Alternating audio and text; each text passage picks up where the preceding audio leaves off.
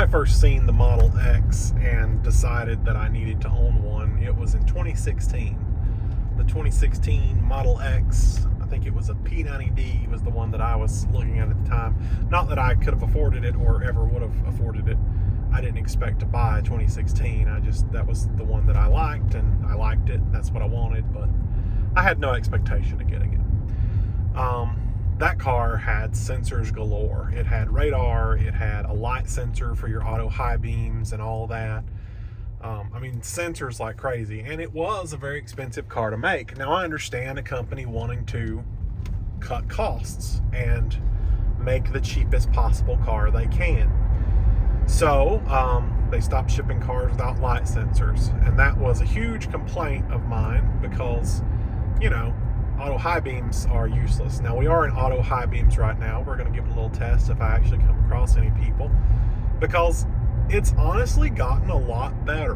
When I first bought my car in 2021, my first Tesla, I really hated the auto high beams because just in this stretch that we've been on right now, it would have already flicked the lights from high to low about 10 times. In fact, from my house to this corner down here, we counted 24 the week after I bought it. So they were entirely useless. And then when it seen a car, it would flip them on bright and not dim them. Like, what are you doing? It has definitely gotten better. It hasn't faltered once here, so that's very interesting. Definitely gotten better. And I thought, well, this is a Model X. This is not a Model Y, so maybe they're better because it's a more expensive car. But I can say that the Model X also does not have a light sensor. It's using cameras. It's the same exact thing that the Model Y uses. And with software updates, they have gotten better, way better. Now, is it like it was when it had a light sensor? I don't think so. I've got other vehicles that have actual light sensors. My new Super Duty has a light sensor. I've not had a false positive with it yet. One thing I will note is that this car is still very slow. So if you come across a car, you go around the curve here and there's a car, it will take it a few seconds to actually dim, and that's an issue. Now, we're going to stay on bright even though we're in the middle of the city now. I'm sure it's probably going to flick a few times. Yep, there's one. It went down. Just because it's the city and it's all well lit. You don't really need high beams in the city, but sometimes it's a little confused on... Actually, I think it may have went back up and I wasn't paying attention. Yeah. So, yeah. Still way better than it was if you go back just a year ago. So Tesla, yes, they make good improvements. They do things that you just, you don't expect it to get that better. Okay, dim, bright, there we go. You don't expect it to get as good as it is. Okay, we're just gonna flick through here, I think. But I'm trying to talk good about your car. Come on now. No, it's because it's the city. So the thing is with Tesla, yes, they make improvements. Yes, they do things better. With every update, things get better. But my concern and my issue is, why can't we do this after it's working? Like right now, we're still not 100% here. A light sensor would be greatly used until this can be perfected. I'm going to leave it on auto just for the drive, and we'll just see how it continues to do. Another thing that I was really, really disappointed in was the removal of radar. Now, my first Tesla had radar, and yes, it would slam on the brakes at bridges and big metal objects, because that's what radar looks for, is big metal objects. It doesn't care what it is, it just knows that, hey, I'm not supposed to hit that. They added camera, to that, and they started trying to detect, is it a car, is it something on the side of the road that you're not going to hit, and it got better.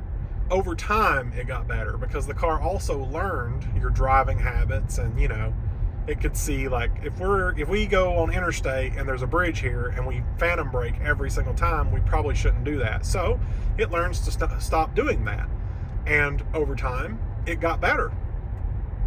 Now, my concern with the first Tesla and why I ended up getting rid of it was because I had bought full self-driving. $10,000 option. Okay, so I see a car in the far distance, but I don't think the car can see it yet. So we'll see how long it takes for these lights to dim. Nope, we went over a hill. Anyway, so this is where I would be dimming. And I'm probably going to have to dim it now because it's not dimming. I'm going to dim it. Yep. So, I bought the $10,000 full self-driving option. And I expected the car to full self-drive for $10,000. I felt like it needed to do something. You know, yeah, I had some features. I'm put them back on auto, by the way. Had some features that normal cars don't have, like auto lane change and navigate on autopilot. Those are really cool, and I do use those. But the issue that I had with that car is it kept acting weird. Well, it was because of the headlights and the auto wipers and all that stuff that use cameras and don't actually use rain sensors and light sensors. So the stuff just didn't work. And I was annoyed at the fact that I had paid $10,000 for a feature that I couldn't really use because all the little things in the car didn't work right because the sensors were no good. Okay, it dimmed there. See if it will stay dim. So, okay, that was pretty good. I'll give it that one. So I took it to Tesla to try to get them to adjust it, and what they did is they screwed up my camera, and it was completely out of whack. And so the car could no longer do autopilot at all, not even the free version, much less the one that I paid $10,000 for. And so I had to take it back to them to get it readjusted, and I felt like things just weren't right still. I mean, if they said it was fixed and it was so bad it couldn't even autopilot, you know, do they even know what they're doing? Really? So I was annoyed with the car. I was annoyed with this $10,000 paperweight because that's really all it was at the time. And I sold the car. And I went and bought another car with the same price, but without full self-driving. Instead, I took the $10,000 and put it toward the performance upgrade. So I went with a Model Y Performance instead of a Model Y Long Range. And I didn't have any problems from there. I bought the FSD subscription when it came out several years later, and I held it for about 6 months, and I was like, okay, I'm tired of this, so I just cut it off. I'm only out $600 at that. Well, actually, it was $200. I'm only out $1,200. That's kind of a lot. Anyway, when I ordered the Model X in March of 2021, I was super excited at the fact that I knew the Model X still had rain sensors, light sensors, radar, whereas my Model Y had none of that. But before I would get my car, they would slowly remove all of that.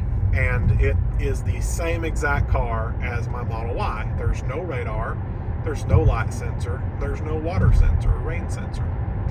It's all by camera, and it wasn't that great when I got the car. So, has it gotten better? I think it has. It's not 100%. We still can't follow on one following distance with cruise control. We still can't go above 85 in autopilot. We still blind people occasionally. And the wipers sometimes wipe when there's no rain, and sometimes they won't wipe when there is rain. But it's definitely gotten better.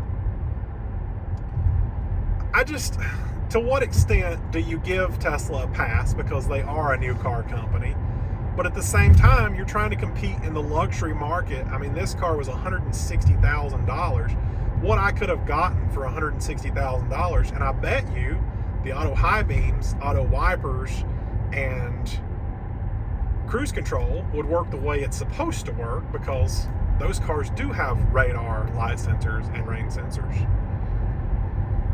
But like I said, it has definitely gotten better, so maybe we're on track, as long as the updates continue and things continue to get better.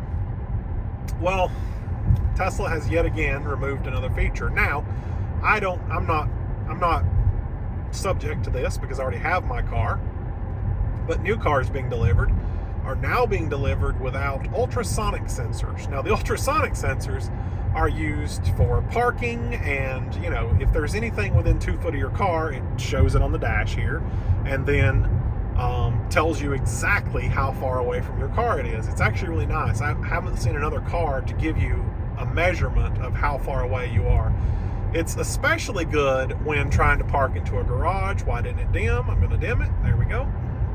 It's especially good when trying to park into a garage because you can see exactly how close you're getting to the edge of the wall and, pull your car all the way in. I've used that more than once. Well, now cars will not include that, and they're going to try to rely on cameras again to do that. And it's kind of like the adaptive cruise and the headlights and the wipers. It's still not 100%. It's getting there, and it's pretty good compared to what it used to be. But why didn't they perfect that?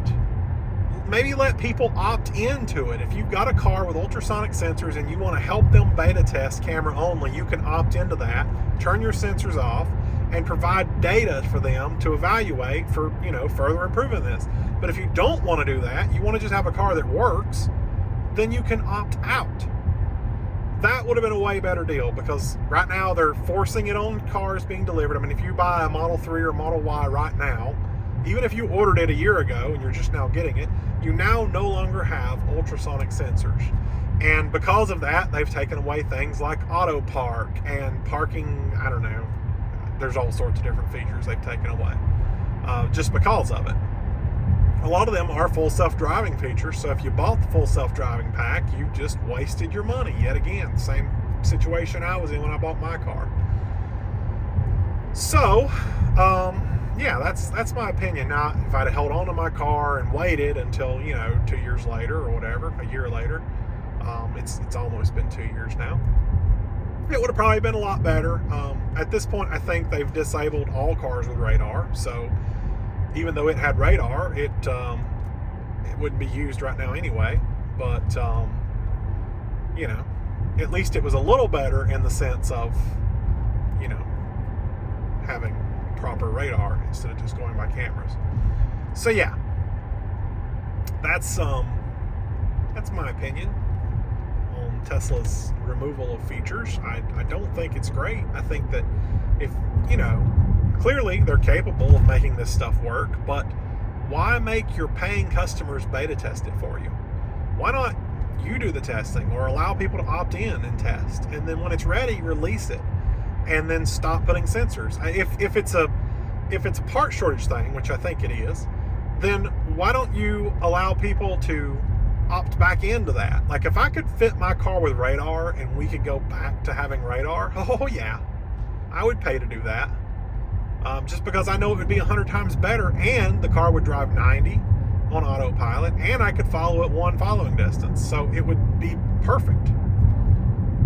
But that's where we are. So we didn't really pass much traffic, so I didn't get to show you. But the two cars that we did pass, it failed to dim, and it just dimmed at the store. So, don't want to blind the store, but we can blind drivers.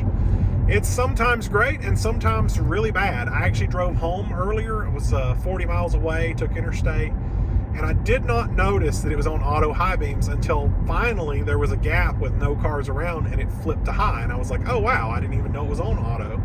It was working so well, I didn't notice that it was causing an issue, or, it wasn't really an issue. So I don't know what I was talking about there, but yeah, so that's that.